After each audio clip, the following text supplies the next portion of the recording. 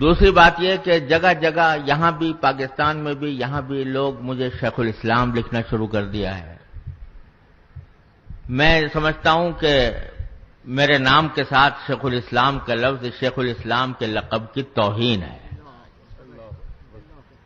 لہذا میں اس کو اپنے نام کے ساتھ اختیار کرنا، یہ شیخ الاسلام کا لقب سجدہ تھا حضرت علامہ شبیر احمد صاحب عثمانی رحمۃ اللہ علیہ پر، حضرت شیخ الاسلام علامہ سعید حسین احمد صاحب مدنی رحمۃ اللہ علیہ پر۔ مجھ جیسے آدمی کے ساتھ یہ لفظ استعمال کر کے اس لفظ کی توہین ہوتی ہے، اس کی توقیر میں کمی ہوتی ہے۔ اس کے علاوہ جس حسن ظن کا اظہار فرمایا گیا نثر میں بھی اور نظم میں بھی، یہ ان حضرات کی محبت، ان کے حسن ظن کا کرشمہ ہے۔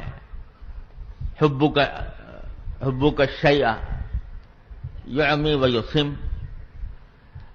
اس کے لیے میں ان کا تہ دل سے شکر گزار بھی ہوں، لیکن ساتھ ہی میں یہ سمجھتا ہوں کہ یہ ساری باتیں حسن ظن کا حصہ ہیں، اور یہی دعا کر سکتا ہوں کہ اللہ تعالیٰ اپنے فضل و کرم سے ان کے حسن ظن کو میرے حق میں سچا فرما دے۔